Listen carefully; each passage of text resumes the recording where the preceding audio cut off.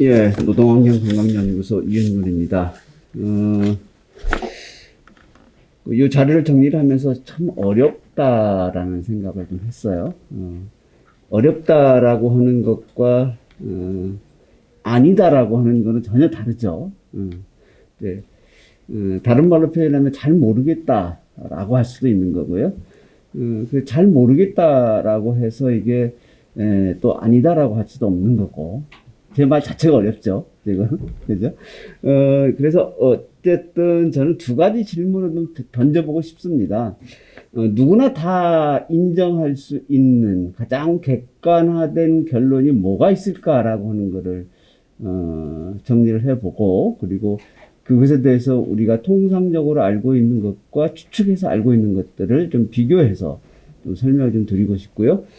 두 번째는, 쟁점이 되고 있는 사실들에 대해서, 지금 현재까지 의심하거나 혹은 확신하거나 하는 그 수준은 어디까지 와 있는지를 좀 정리를 해서, 우리가 과연 이 육종암이라고 하는 거를 직업성 암이라고 이야기할 수 있는 지점, 또 아니라고 할 수 있는 지점, 내지는 의심할 수 있는 지점, 이런 것들을 같이 한번 고민해 보고자 해서 그렇게 질문을 좀 던져봤습니다.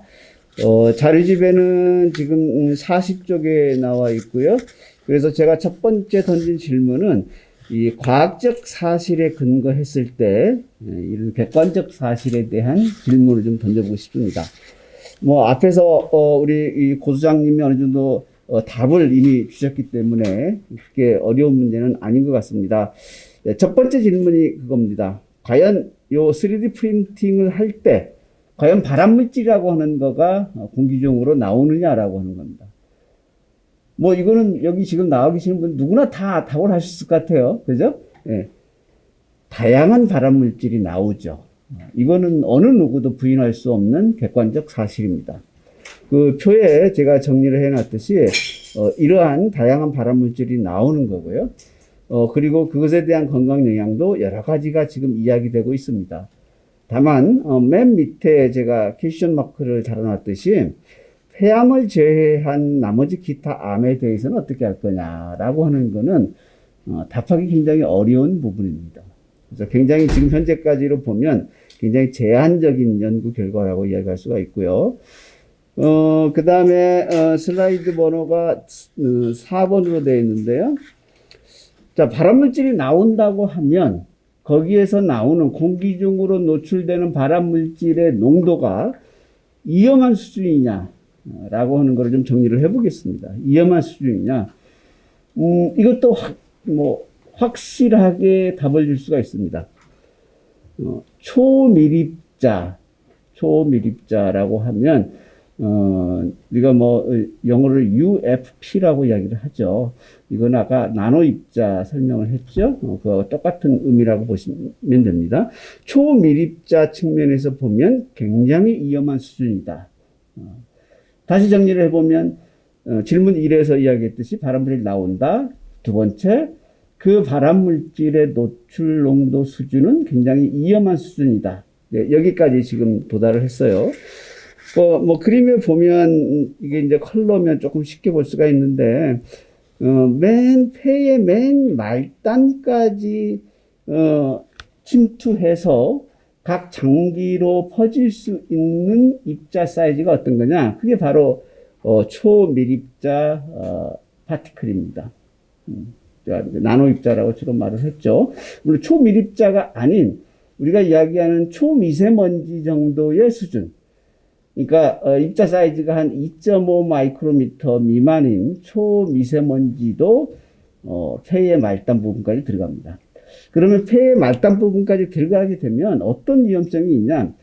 당연히 폐는 망가질 수 있죠. 그래서 암이 많이 생기는 겁니다. 미세먼지에 노출되면 그래서 암이 생기는 거고, 아이약이라고 하는 WHO의 국제암연구소가 2013년인가요? 거의 한 10년 가까이 됐는데, 그때 제1급 발암물질로 지정한 결정적인 메커니즘이 바로 이런 문제였습니다.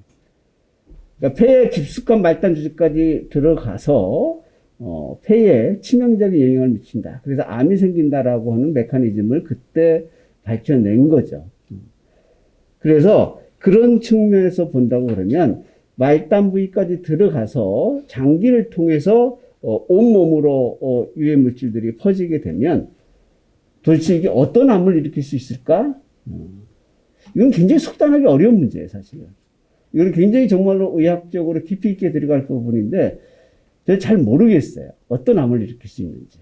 다른 말로 이야기하면 이런 암도 일으킬 수 있고 저런 암도 일으킬 수 있다. 그렇게 이야기할 수도 있고 아니다. 이것도 관계없을 수 있고 저것도 관계없을 수 있다. 이 정도는 아마 이야기할 수 있을 것 같습니다. 요 이론이 최근에 나온 거예요. 2020년에 발표된 논문에 보면 그런 이야기들이 나옵니다. 그래서 그 2020년에 발표된 논문에서 결론으로 어떻게 내리고 있냐면 초밀입자 입자가 폐를 통해서 침투하게 되면 폐암은 이건 두말할 필요도 없는 거고요. 이미 이제 논란의 대상이 아닌 거고요. 폐암을 제외한 나머지 폐암을 제외한 나머지 암에 대해서는 긍정적인 연관성이 있다. 이 정도까지 결론을 내리고 있습니다. 물론 이 논문에서만 이야기를 하고 있는 거지만 그 외에 이제 다른 논문에서는 또 이런 이야기가 나오지는 않습니다. 어쨌든 지금 현재 여기까지 와 있다라고 하는 것이고요. 세 번째 질문이 우리가 미세입자, 초미세입자를 이야기할 때 조리흉을 예를 많이 듭니다. 조리흉이라고 하는 거는 기름에 어떤 걸 튀겨내거나 볶거나 구울 때 거기서 나오는 열에 의해서 기름이 타고 그게 이제 밀입자 상태로 날리는 걸로 우리가 조리흉이라고 합니다. 제가 왜 자꾸 이런 거 발표할 때마다 조리흉하고 3D 프린터 나노 입자로 왜 비교를 하냐 그러면 발생되는 메커니즘이 똑같아요. 온도도 비슷합니다. 튀길 때 나오는 온도도 비슷하는 거고요. 그리고 프린팅할 때 가해지는 온도도 비슷합니다. 그래서 기존에 들어있는 필라멘트에 들어있는 물질 그리고 식자재에 들어있는 각종 농활부터 탄수화물부터 시작을 해서 여러 가지 다당류들 이런 것들이 열에 의해서 다른 유해 물질로 나오게 되는 거죠. 그걸 우리가 조리움이라고 하는 거고 그리고 3D 프린트에서 나오는 그런 초밀입자도 이런 비슷한 메커니즘을 통해서 나오게 됩니다. 그래서 자꾸 이렇게 비교를 하게 되는데요. 거의 유사합니다. 유사해요. 발생되는 입자 사이즈도 유사하고요. 조리움하고도. 그리고 거기서 발생되는 농도도 유사하거나 더 높게 나옵니다. 조리움보다 3D 프린팅 할 때 나오는 발생 농도가 더 높게 나옵니다. 한 2배 정도까지 높게 나옵니다. 자, 그런데 여러분 잘 아시다시피 지금 조리흉 난리잖아요. 그죠? 조리흉은 폐암을 비롯해서 기타 몇 가지 암 발생에 대한 거 굉장히 지금 핫 이슈입니다. 많이 지금 인정이 되고 있고 그래서 참고하시라고 제가 두 가지를 한번 비교를 해봤습니다. 그 다음에 슬라이드 6번째인데요. 4번째 질문입니다. 자, 그렇다면 이제 궁금하죠. 이게 발생 가능한 암이 뭘까라고 하는 겁니다. 자, 발암물질이 나온다는 것까지 확인됐고요. 그 발암물질의 발생 농도가 높다라고 하는 거 확인됐고 유사한 메커니즘을 가지고 있는 조리흉보다 더 위험하다라고 하는 거 확인이 됐고 그렇다면 진짜로 거기서 암이 나올까라고 하는 겁니다. 이미 폐암은 두말할 필요 없는 거고요. 이거 WHO도 이미 인정을 한 거고 그 나머지는 어떻게 되느냐? 나머지는 아까 이야기했듯이 잘 모르겠다라고 하는 거죠. 그냥 객관적으로 이야기하면 잘 모르겠다라고. 잘 아시다시피 잘 모르겠다라고 하는 거 같고 아니다라고 하는 거는 전혀 다른 의미입니다. 잘 모르겠다. 이거는 연구가 미진한 부분이다. 그럼 대개 이런 경우는 어떻게 되느냐? 지금 WHO에서 발암물질을 계속해서 업데이트를 해나가는데요. 처음에는 잘 모르겠다 해서 출발을 합니다. 발암물질이 후보군에 들어오게 되면 잘 모르겠는데 라고 출발을 해요. 그래서 이제 연구가 좀 축적이 되고 사례가 축적이 되면 몇 년 있다가 이거는 의심이 볼만하겠네. 그래서 발암 의심물질로 등록을 합니다. 그래서 이제 조금 더 연구가 진행이 되고 사례가 더 나오게 되면 발암물질로 확정을 하는 거예요. 대개 이런 세 개의 단계를 거쳐서 발암물질로 1급 발암물질로 최종 확정이 되는 겁니다.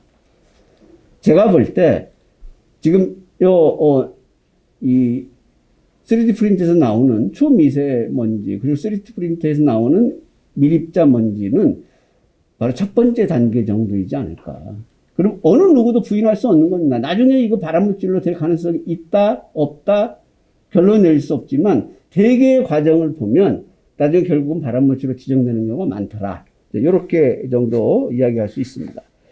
그 슬라이드 43쪽에 있는 슬라이드 7번하고 8번은, 좀 어렵게 찾아낸 건데요. 그 초미세먼지, 우리가 지금 3D 프린터 나노 입자이기 때문에 초미세먼지에 노출이 됐을 때 폐암을 제외한 나머지 암의 발생 가능성은 어느 정도냐라고 하는 거가 최근에 또 논문에서 발표된 게가 있어요. 그래서 봤더니 몇 가지가 더 있어요. 거기 보면 지금 위쪽에 맨 왼쪽이 이암과 관련된 이염비를 나타내는 거고요.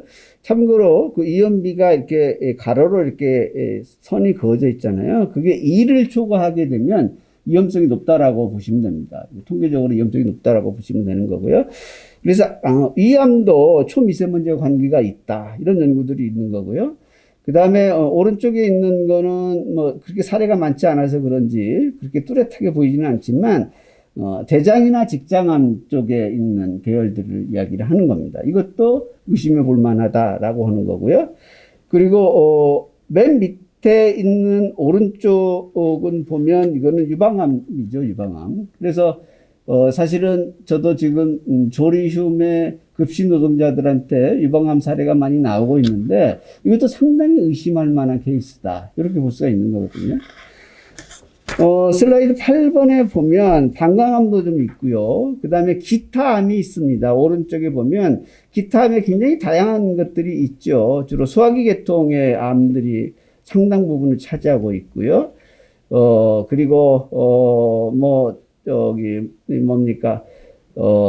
키드니 신장암도 좀 있고요. 그리고 백혈병도 좀 있고요. 굉장히 다양한 암들이 미세먼지, 초미세먼지에 노출이 됐을 때 발생되고 있다. 이제 요 정도의 지금 연구 결과들이 지금 나오고 있는 것 같습니다. 그거를 지금 제가 방금 말씀드린 요 사항하고, 3D 프린터에서 발생될 수 있는 나노 입자하고, 오버랩 시켜서 이해를 하면 되는 거예요, 사실은. 이 정도 보시면 될 것 같고. 자, 그 다음 두 번째 질문인데요. 그럼 도대체 남아있는 쟁점 사항들이 뭐냐라고 하는 겁니다. 논란이 되고 있는 것들을 좀 중심으로 좀 보겠습니다. 44쪽에 있는 슬라이드 10번인데요. 근데 첫 번째가 그런 거죠. 이 독성학적인 문제를 어떻게 접근할 거냐. 이거는 제가 보는 관점에서 굉장히 중요한 문제인데요. 다른 사람들은 모르겠어요. 우리가 흔히 이런 문제가 발생이 됐을 때 어떤 오류에 빠지게 되냐면, 야, 3D 프린터를 작업을 할 때 거기서 발생되는 구체적인 물질이 뭐야? 라고 하는 것에 집착을 하게 됩니다. 예를 들어서,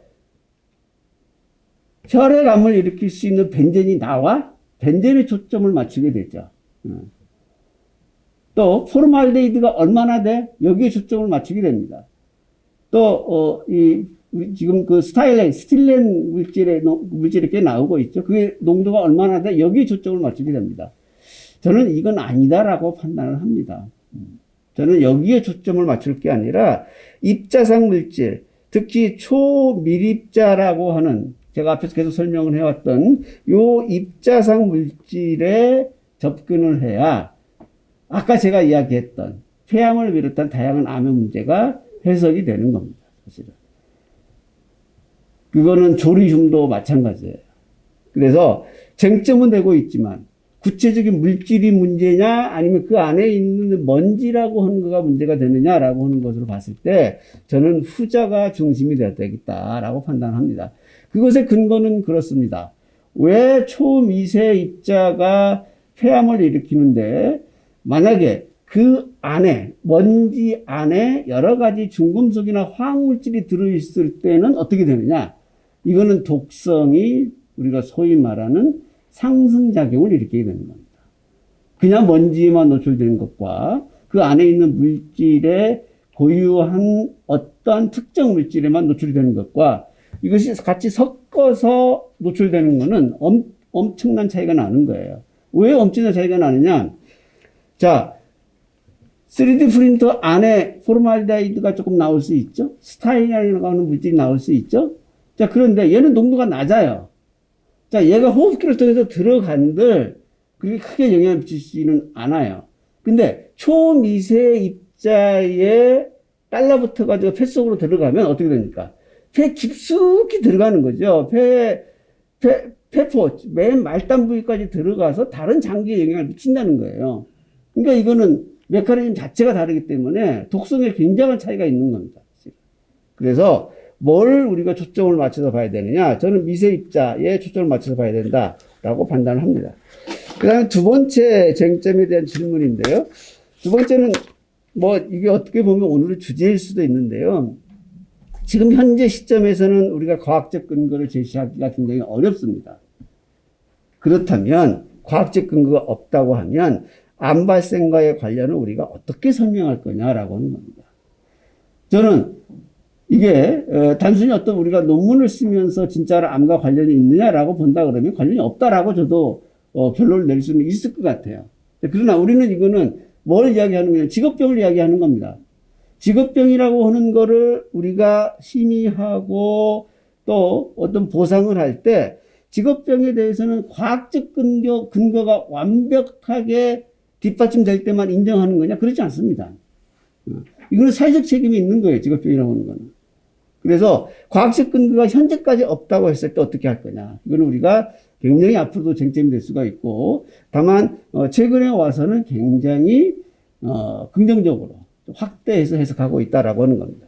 슬라이드 12번째로 보면 뭐 이게 꽤 됐습니다. 2015년이니까 여러분 잘 아다시피 삼성전자의 희귀질환 또 백혈병 굉장히 사회적으로 문제되고 있었죠. 그때 나왔던 대법원 판례인데요.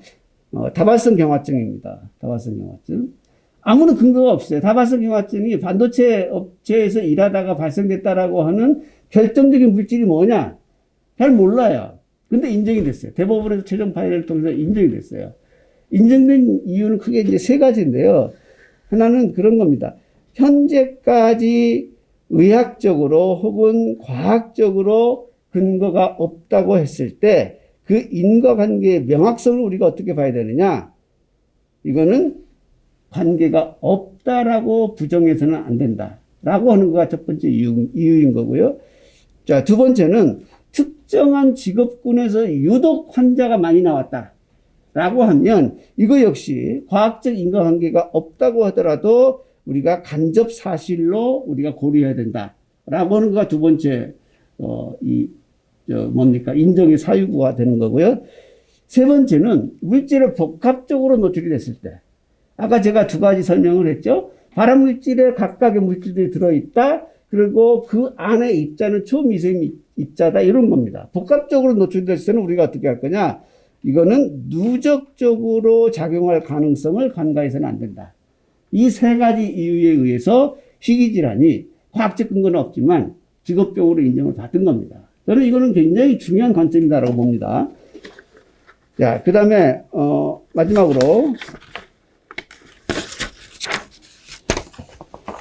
제일 오늘의 핫 이슈 중에 하나, 육종암은 그러면 3D 프린터 작업하고 관계가 있느냐라고 하는 거예요. 관계가 있느냐. 이걸 어떻게 우리가 설명할 거냐. 아까 대법원 판례에서 나왔듯이 세 가지 사유에 기반해서 설명해야 된다라고 생각을 합니다. 그 중에 이제 하나가 예를 들어서 지금 그 희귀질환을 이야기하고 있는데 지금 현재까지 보고된 게가 3건의 육종암 사례가 보고가 됐죠.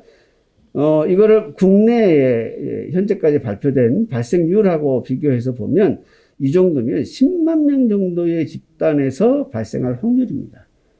왜냐하면 최근에 발표된 이 국립암센터 통계를 보면 육종암의 10만 명당 발생률이 얼마냐면 한 3.2명 정도 됩니다. 10만 명 중에 한 3명 정도 나올 수 있는 확률이거든요. 그렇다면 제가 다시 한번 여쭤보겠습니다.